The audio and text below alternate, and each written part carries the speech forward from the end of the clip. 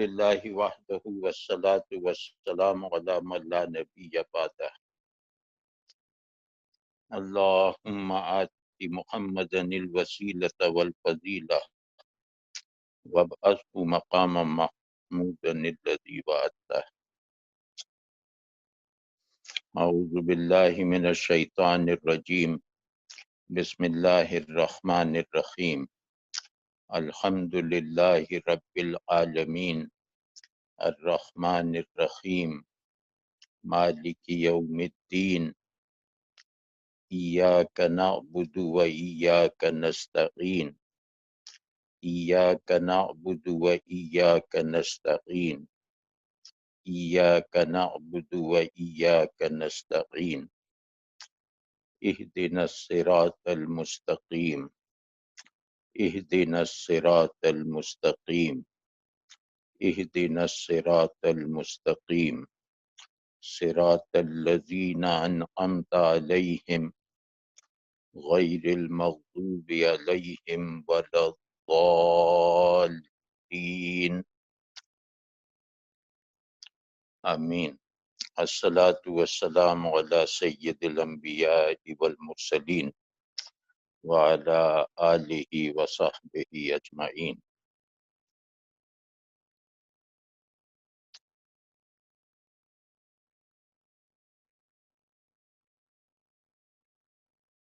جب کوئی ایسا واقعہ ہو جائے، اور ایسا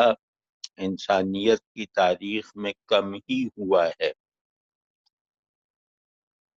کہ کوئی ایسا واقعہ ہو جائے جو کائنات، جو دنیا کے ایک سرے سے لے کر دوسرے سرے تک اثر انداز ہو، اور اس کی اثر اندازی بھی جو ہے وہ یونیفائیڈ ہو، یعنی خوفناک واقعہ ہے تو دنیا بھر میں خوف پھیل جائے، خوشی کا واقعہ ہے تو دنیا میں ہر شخص خوش ہو جائے، وہ بھی جس نے وہ خوشی تجربہ کی ہے، وہ بھی جس نے وہ خوشی صرف دیکھی اور سنی ہے۔ تو یہ جو واقعہ آج کل چل رہا ہے، پچھلی مرتبہ میں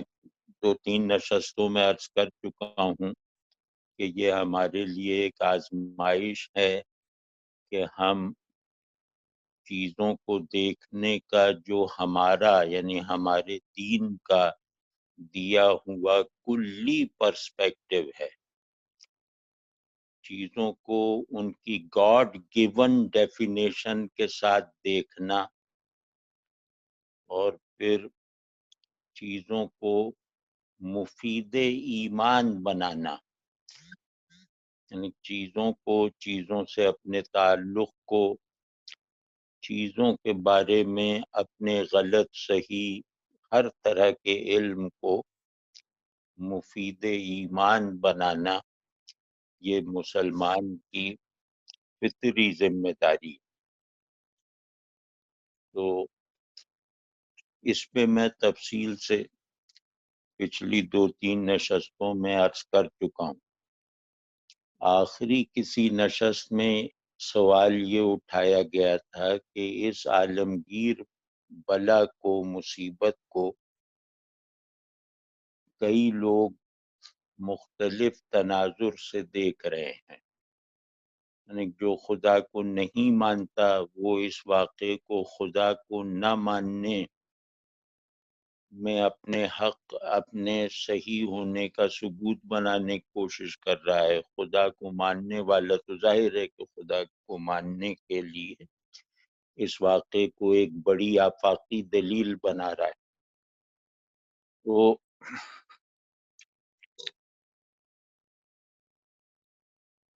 ہمارے یہاں بھی، بدقسمتی سے ہمارے یہاں بھی،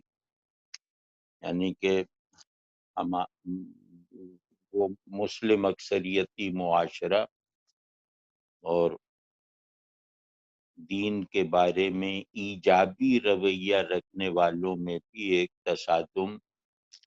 اس پہلو سے جاری ہے۔ ایجابی رویہ رکھنے کا مطلب ہے کہ سب مسلمان ہیں، سب دین کو مانتے ہیں،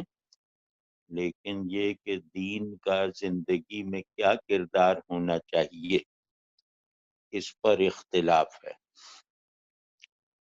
تو ان میں بھی ایک تصادم اور ایک مباحثے کی کیفیت ہے، اور جیسا کہ ہم سب اپنے اپنے مشاہدے اور تجربے سے بھی جانتے ہیں کہ جدیدیت کا اثر ہمارے تصور دین پر اور ہمارے تعلق باللہ پر بھی پڑا ہے۔ جیسے کہ جدیدیت کا وتیرہ ہے، یہ جو پروجیکٹ آف انلائٹنمنٹ ہے، اس کا ایک شیوا ہے، اس کی ایک روش ہے کہ وہ زندگی سے لاتعلق چیزوں کے بارے میں انکار یا اقرار کا رویہ اختیار کرنے کی مکمل آزادی دیتا ہے۔ تو خدا جو ہے اسے زندگی سے لاتعلق کرنے میں اگر ان لوگوں کو کامیابی حاصل ہو جائے، اور جو اپنی دانش میں ایک بڑے حصے میں انہیں ہو چکی ہے، تو یہ ایک لا تعلق اور غیر مؤثر خدا کے انکار اور اقرار میں کوئی فرق نہیں کرتے۔ انکار کی بھی آزادی ہے، اقرار کی بھی آزادی ہے۔ جیسے یہ کہ مجھے ایک پنجرے میں بند کر کے یہ آزادی دے دی گئی کہ یہاں تم اپنی حمدیں گاتے رہو، لیکن تمہارے گانے کی آواز پڑوسی کے آرام میں خلل نہ ڈالے۔ تو جدید دنیا نے مذہب کو جو ایک رومانوی سی رعایت دی ہے، خدا کو ماننے اور نہ ماننے دونوں کو ایک یکساں درجے کی irrelevant ایکٹیویٹی بنا کے رکھ دیا ہے، اس کا اثر جو ہے وہ ہمارے یہاں ان طبقات میں بھی بہت نمایاں ہے جو خود کو واقعی مسلمان سمجھتے ہیں۔ مطلب وہ کسی جبر کے تحت خود کو مسلمان نہیں کہلواتے، بلکہ یہ کہ وہ سنجیدگی سے خود کو مسلمان سمجھتے ہیں، لیکن شاید نادانستگی میں ان کا اسلام اپنے تمام اصول و مبادی اور اپنے تمام مجمل مفصل کے ساتھ اسی ماہیت میں ڈھل چکا ہے جو ماہیت میٹافزیکل مباحث کو، ادیان کو جدیدیت نے دے دی ہے۔ تو یہ لوگ کسی بھی خاص طور پہ کسی بھی ہنگامی صورتحال میں دینی موقف اختیار نہیں کر پاتے۔ تو یہ ہمیشہ ان طبقات کی ہم نوائی کرتے ہیں، یعنی کہ اپنے مسلمان ہونے کی پوزیشن چھوڑے بغیر ان طبقات کی نمائندگی کرتے ہیں جن کے ذہن اور طبیعت کی تعمیر میں دین کا اول تو کوئی کردار ہے نہیں، اور اگر ہے بھی تو وہ نامطلوب ہے، وہ ناگوار جبر کی طرح ہے۔ تو اس میں ایک بات عرض کرنا چاہ رہا تھا اس پس منظر میں، کیونکہ مکمل واقعہ کسی بھی مکمل نظریے کی تائید میں صرف ہو سکتا ہے۔ پہلی بات یہ ہے کہ ایک واقعہ تجربی ایک عالمگیر تجربی اکائی بن گیا ہو، تو اس طرح کا ہمہ گیر واقعہ ان تمام صحیح یا غلط قسم کے نظریات کا مصدق بن سکتا ہے، تصدیق کرنے والا بن سکتا ہے، جو اپنے اپنے گمان میں اپنے اپنے دعوے کے مطابق زندگی کی کلیت کا احاطہ کرتے ہیں، جو ذہن اور شے کے سے بننے والے یونیورس کا ڈیفائنر، سول ڈیفائنر بننے کا دعویٰ رکھتے ہیں، تو یہ اچنبے کی بات نہیں ہے کہ اس طرح کے تمام ہولسٹک نظریات وہ اس واقعے سے اپنی سچائی کے کچھ نئے شواہد دریافت کر کے دکھا رہے ہیں۔ تو ہمارا مسئلہ یہ نہیں ہے، کیونکہ یہ ایک ہاریزونٹل اسکیم آف تھنگس میں کل کا مقابل کل ریلیٹ کر جاتا ہے، یعنی ایک جیسے زمین سے لگے ہوئے واقعات میں جن کا رخ زمین کے ایک پول سے دوسرے پول تک ہو اور اس زمین کو آسمان کے سائے سے باہر مانا جاتا ہو، اس زمین ہی کو شعور اور وجود کے کا احاطہ کر لینے والا واحد دائرہ مانا جاتا ہو، تو وہاں قانون یہی ہوگا کہ کلی واقعہ کلی نظریے سے میچ کرے گا، یعنی کل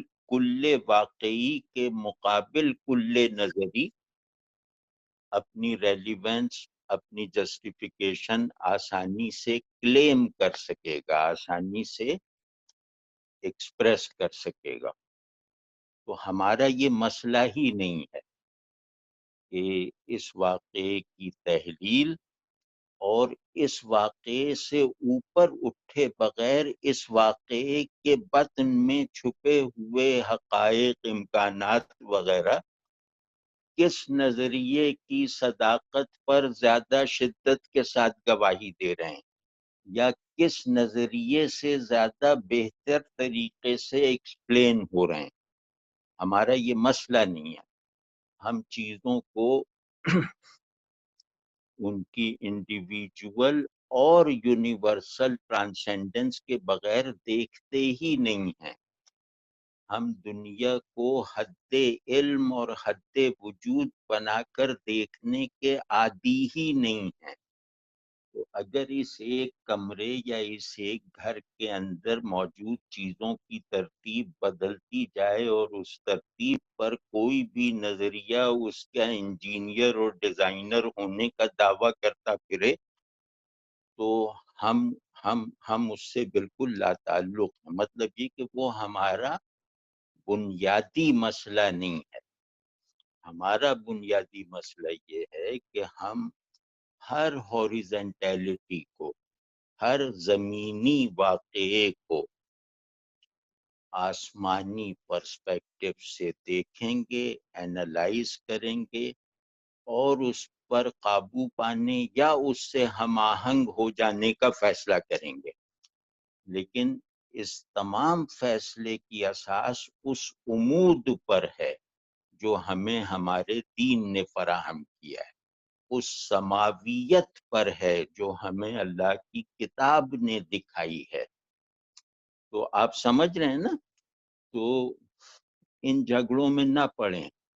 کہ وہ وائرس ہے اور وائرس کی یہ تحلیل ہے، وائرس کا یہ علاج ہے، یہ دعائیں تم کرتے رہو، ویکسین وہ نکالیں گے،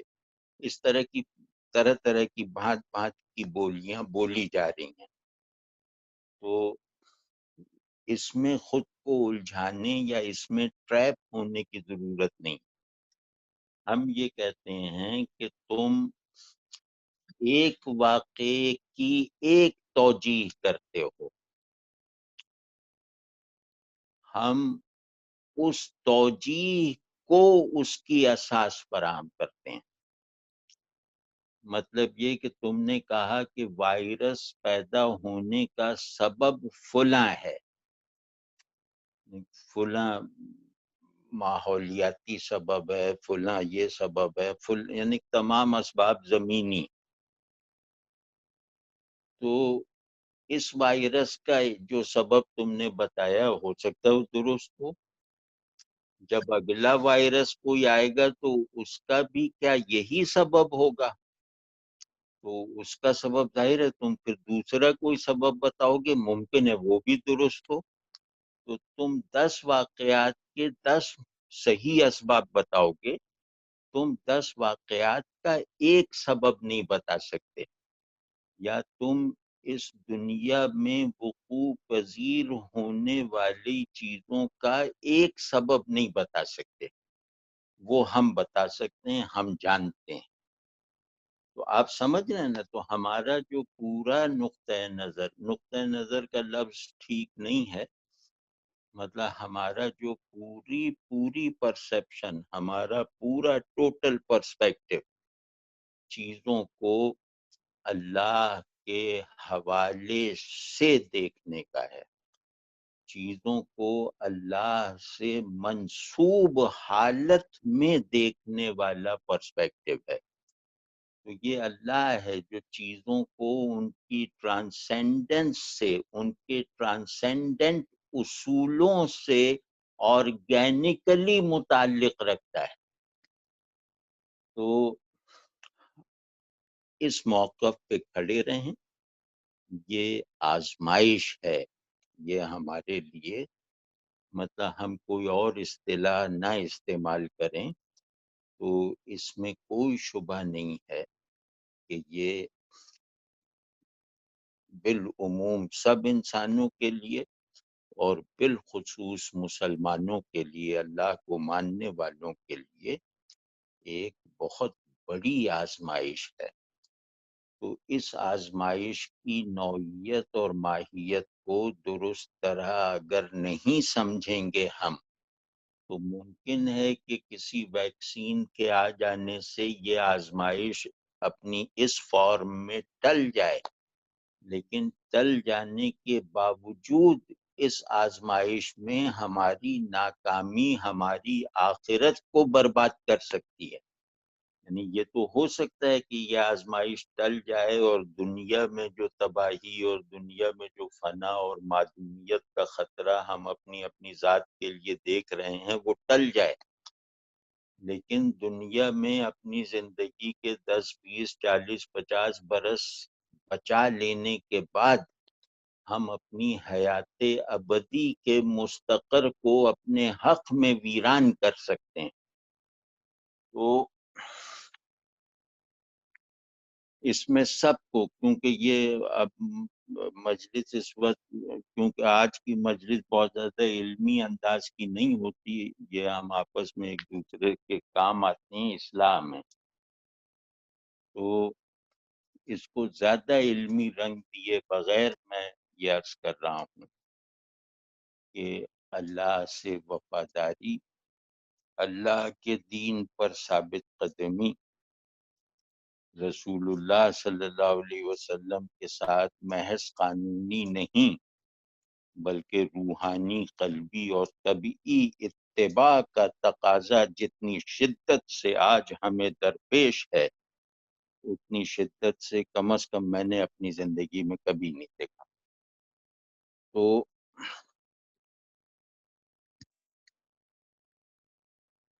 یہ وہ تقاضا ہے کہ یہ اپنی، مطلب اپنی بلا مزاحمت تسلیم اور اپنی بلا نقص تعمیل کا مطالبہ کر رہا ہے، مطلب اس میں کوئی عذر نہیں۔ تو اور عذر ہو بھی کیسے سکتا ہے؟ عذر حکم کی تعمیل میں ہو سکتا ہے، عذر تعلق کی صداقت میں کوئی عذر نہیں ہوتا، یعنی کوئی تعلق اس طرح نہیں مانا جائے گا کہ یہ 90% سچا ہے 10% جھوٹا ہے۔ یہ تو ہو سکتا ہے کہ میری اطاعت میں یہ رخصتیں مجھے ملیں کہ میں نے حکم کی 90% تعمیل کر لی، 10% اطاعت سے معذور رہ گیا، تو اس میں تو یہ بات سمجھ میں آتی ہے۔ لیکن یہ کیسے ہو سکتا ہے کہ اللہ کے ساتھ میں 90% مخلص ہوں، رسول اللہ صلی اللہ علیہ وسلم کے ساتھ میرا اخلاص 85% کا ہے؟ یہ کیسے ہو سکتا ہے؟ تو اس وقت ہر آدمی کو اپنا تعلق باللہ مطلوبہ معیار پر یا تو ثابت کرنا ہے یا پھر ہمیشہ کا گھاٹا اٹھانا ہے۔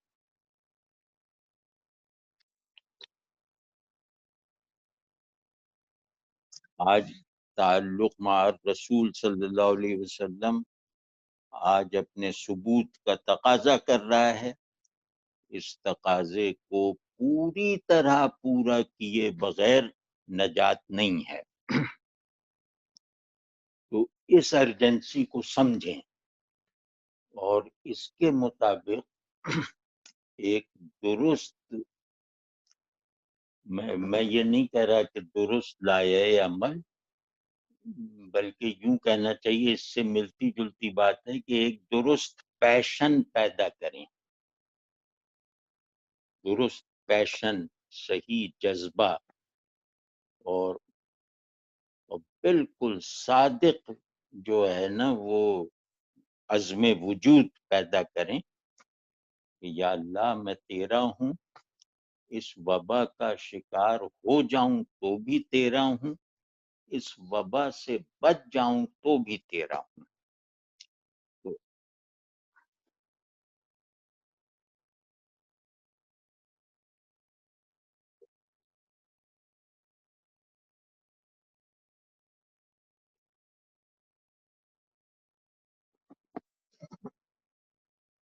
تو اب آپ سمجھ رہے ہیں نا کہ وہ فلاں چیز کو سمجھنے کے لیے فزکس چاہیے، فلاں چیز کو جاننے کے لیے میتھمیٹکس چاہیے، فلاں بات کو مفہوم کرنے کے لیے سائیکالوجی چاہیے، وغیرہ وغیرہ۔ یہ سب چیزیں اس زندگی کا میدان عمل جو ہے، یعنی اس دنیا کا جو دائرہ ہے، اس میں پیدل چلنے کے لیے درست ہیں۔ بھئی ٹھیک ہے، اس چیز کو سمجھنا ہو تو فزکس پڑھ لو، اس چیز کو سمجھنا ہو تو سائیکالوجی پڑھ لو، وغیرہ وغیرہ۔ لیکن یہ سب چیزوں کی فزکس اور سائیکالوجی کے مسلمات کی روشنی میں بھی درست تفہیم میرا اور آپ کا مقصد آخر نہیں ہے۔ ہمارا مقصد آخر یہ ہے کہ اپنے فالبل فالسفائبل علم سے دنیاوی زندگی میں اپنے کیے جانے والے سمجھوتوں سے دنیاوی زندگی اور دنیاوی آبجیکٹس کے ساتھ ایک اپنے گمان کے مطابق افادیت کی بنیاد پر پیدا کیے جانے والے تعلق میں رہتے ہوئے بھی ہم اللہ والا ہونے کی پوزیشن لیے رکھیں۔ یہ جو ہے نا، یہ مطالبہ جو نہایت نیچرل مطالبہ ہے، مطلب یہ سوچ کے بنایا ہوا تقاضا نہیں ہے، یہ قرآن یا دین کو فلسفائز کر لینے کا نتیجہ نہیں ہے، یہ اللہ پر ایمان لانے کا فطری تقاضا ہے، جسے ان پڑھ آدمی بھی محسوس کر سکتا ہے، ملحوظ رکھ سکتا ہے، درست انداز کے ساتھ اپنے اندر کنٹین کر سکتا ہے کہ مجھے میرا ہر تعلق ہر شے سے عارضی ہے،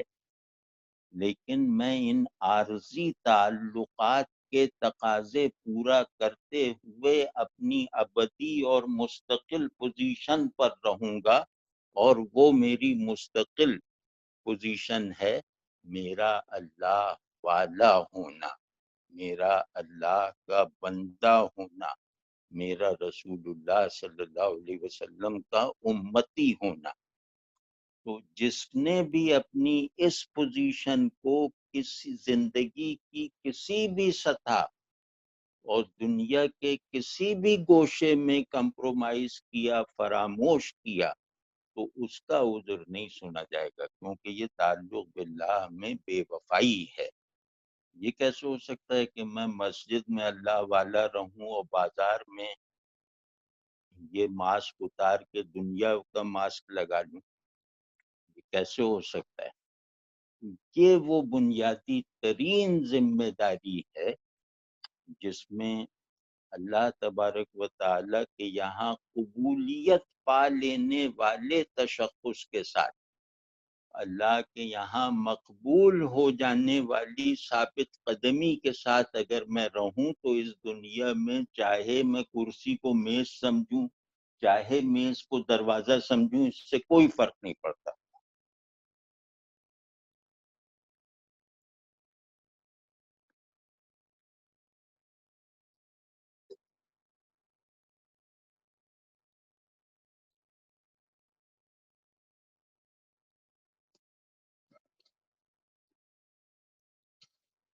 تو بھائی اس کے لیے کوشش کریں۔ کوشش کیا کرنی، یہ تو فطریات میں سے ہے نا، فطریات میں سے کہتے ہیں۔ فطری کسے کہتے ہیں؟ جیسے بینائی آنکھ کے لیے فطری ہے، کوئی ارادی وغیرہ تھوڑی، اکتسابی تھوڑی، فطری ہے۔ تو سماعت کان کے لیے فطری ہے، تو سنے گا نہیں تو کان نہیں رہے گا، دیکھے گا نہیں تو آنکھ نہیں رہے گی۔ تو فطریات میں کوئی مجاہدہ اور کوشش تھوڑی ہوتی ہے۔ کوشش تو غیر فطری امر کو اختیار کرنے میں ہوتی ہے نا۔ تو یہ تو فطری ہے۔ مسلمان ہونے کا مطلب ہی یہ ہے کہ میں اپنی ہر حیثیت میں اپنے ہر عرف میں اپنے وجود کی ہر سطح پر، میں اپنے شعور کے ہر ڈومین میں یکساں شدت، یکساں کمٹمنٹ کے ساتھ اللہ والا ہوں۔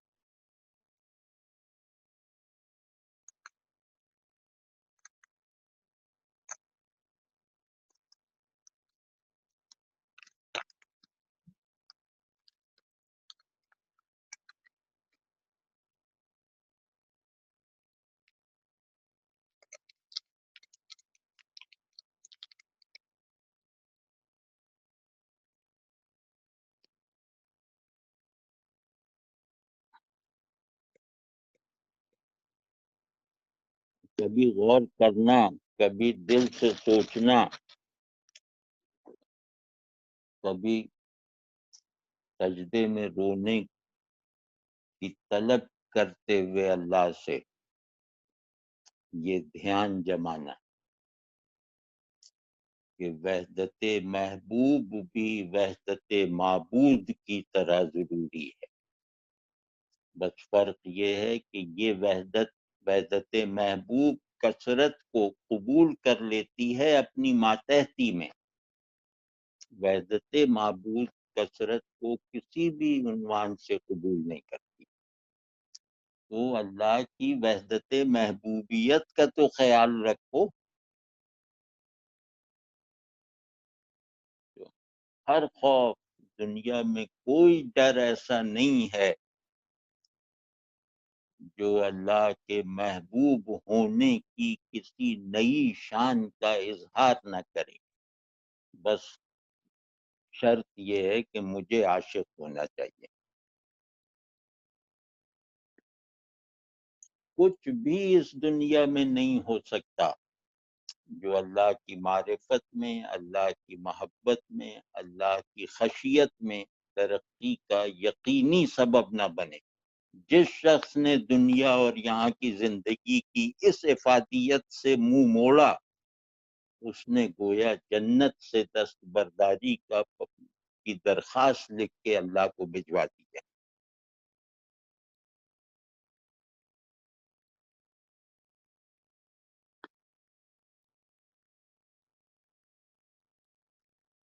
تو یہ کریں، جیسا کہ میں نے عرض کیا کہ یہ نیچرل ہے۔ بس ایک مرتبہ سجدے میں چلے جائیں، کہیں کہ یا اللہ بس میں تیرا ہوں۔ یہ جملہ بہت بڑا ہے، لیکن اس کے اندر چھپی ہوئی بڑائی کو چاہے مجھے نہ دیا جائے، لیکن اس جملے میں جو آپ کے ساتھ تعلق میں صداقت کا مطالبہ چھپا ہوا ہے اسے پورا کر دیا جائے۔ یا اللہ میں کامل نہیں بننا چاہتا، یا اللہ میں آپ کے بندوں میں بڑا نہیں بننا چاہتا، لیکن یا اللہ سچا تو بننا چاہتا ہوں.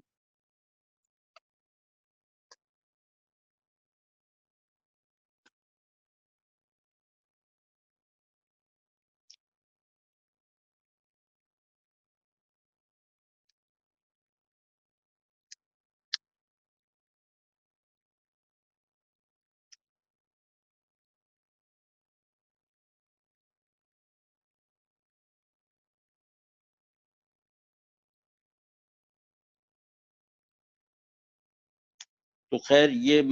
مضمون ایسا ہے کہ ہم تو اسے مسلسل دہراتے رہتے ہیں اور دہرانا بھی چاہیے کہ کہیں کسی وقت کسی بھی موقع پر کسی دل کو بھی کلک کر جائے تو یہ دہرانا مفید ہے.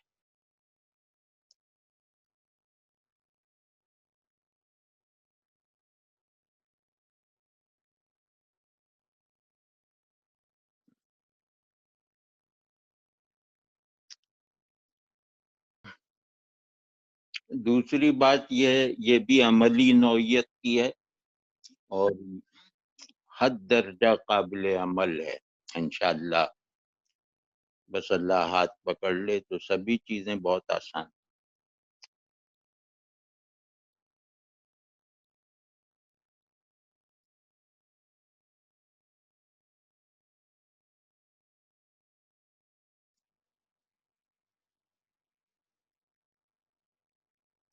خوف میں خوش رہنا اور یعنی معروف خوف میں، کیونکہ یہ فضا خوف کی معروف فضا ہے، اسٹینڈرڈ فضا ہے، اور اس خوف کو محسوس کرنے میں بھی برائی نہیں ہے. تو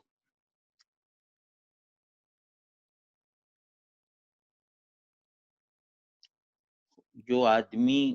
خوف میں خوش رہتا ہے قلبی طمانیت کے ساتھ اور خوشی پھیلاتا ہے لوگوں کی ڈھارس بندھانے کے لیے، لوگوں کو اللہ کی رحمت سے پر امید رکھنے کے لیے، وہ اعلیٰ درجے کی کیا روحانی حال رکھتا ہے، اعلیٰ درجے کی روحانی ایکٹیویٹی کرتا ہے. یہ بات میں اس لیے کہہ رہا ہوں کہ اب ہم میں سے تقریباً سبھی لوگوں کو گھر میں رہنا پڑ رہا ہے، اکثروں کو سارا وقت اور باقیوں کو زیادہ وقت. تو گھر میں رہنے سے سمجھیں کہ اللہ تبارک و تعالی تعلق کے اس مینار کی بنیاد ڈالنے کا موقع دے رہا ہے جس مینار کا کلش گویا عرش عظیم کو لگتا ہے، یعنی جس مینار کی انتہا تعلق باللہ ہے اور ابتدا جو ہے وہ اہل تعلق کے ساتھ خیر خواہی اور محبت کا، حقیقی محبت کی تشکیل کرنے والے عناصر کی حیثیت سے خیال رکھنا ہے. تو اس میں پوری طرح کوشش کریں. بہت سے لوگ ہوں گے جن کے بچے چھوٹے ہوں گے، بہت سے لوگ ہم میں ہوں گے جن کے والدین ضعیف ہوں گے، بہت سے لوگ ایسے ہم میں ہوں گے جن کا جو کثیر العیال ہوں گے یا ایک بھرے پورے کنبے کے فرد کی حیثیت رکھتے ہوں گے. تو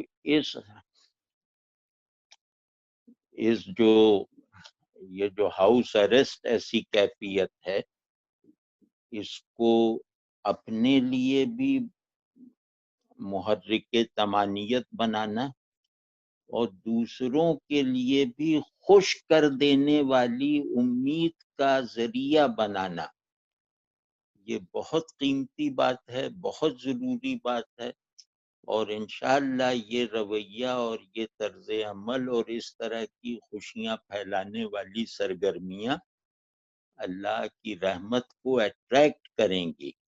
اور اسی طرح اٹریکٹ کریں گی جس طرح اللہ کی خشیت اللہ کی رحمت کو اٹریکٹ کرتی ہے،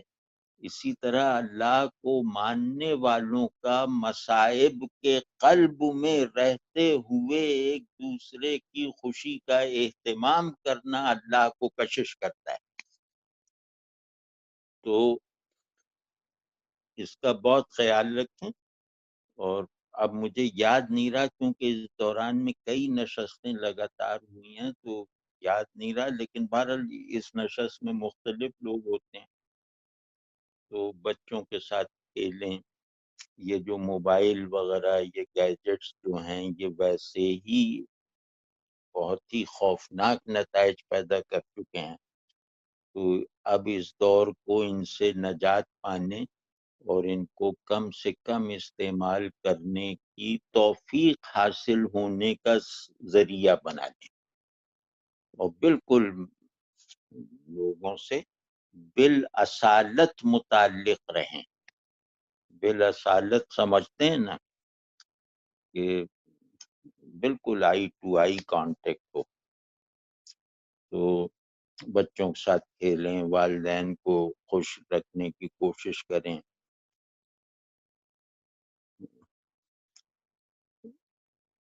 اپنی اپنی بیگمات کو بھی خوش رکھیں، مطلب جو بھی آپ کے اہل تعلق ہیں ان کو، ان کے لیے خوشی کا، طمانینت کا، اطمینان کا ایک فنکشنل استعارہ بن کے رہیے۔ اور یہ کرنے میں اگر کچھ نفلی مصروفیات میں کمی بھی آ جائے تو وہ گویا ایک برتر شغل کے لیے انہیں چھوڑنا ہوگا، تو یہ ضرور کریں۔ اور بہت زیادہ جو وظیفے وظائف اور یہ جو یعنی گھر والوں کے ساتھ اجتماعی وظیفے وظائف وغیرہ یہ سب نہ کریں، اور ویسے بھی دعا وغیرہ میں اجتماعیت بدذوقی ہے، تو اجتماعی دعا وغیرہ کیا ہوتی ہے؟ تو دعا تو تنہائی میں ہوتی ہے، آدمی کو شرم نہیں آئے گی دوسرے کے آگے روتے ہوئے، تو یہ سب نہیں، دعا کریں، سب کچھ کریں، لیکن یہ کہ اللہ سے لو تنہائی میں لگائیں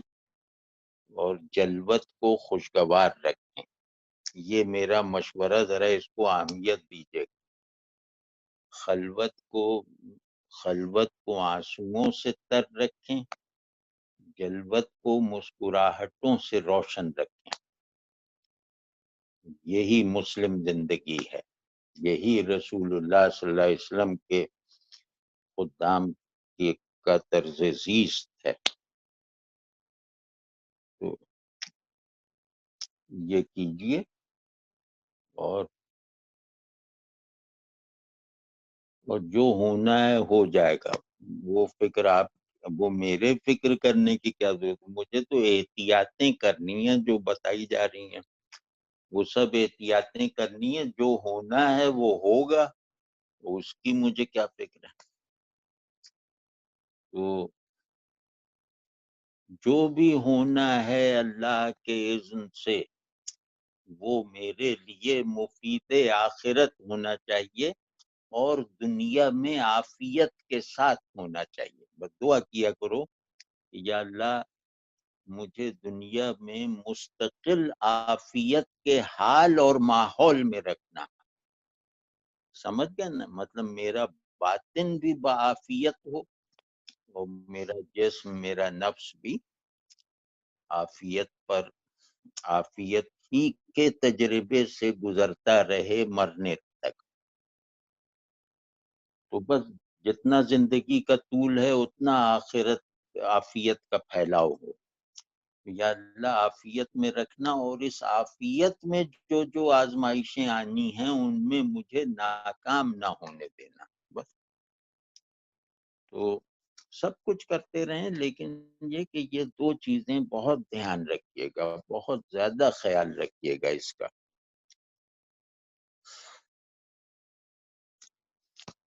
خلوت میں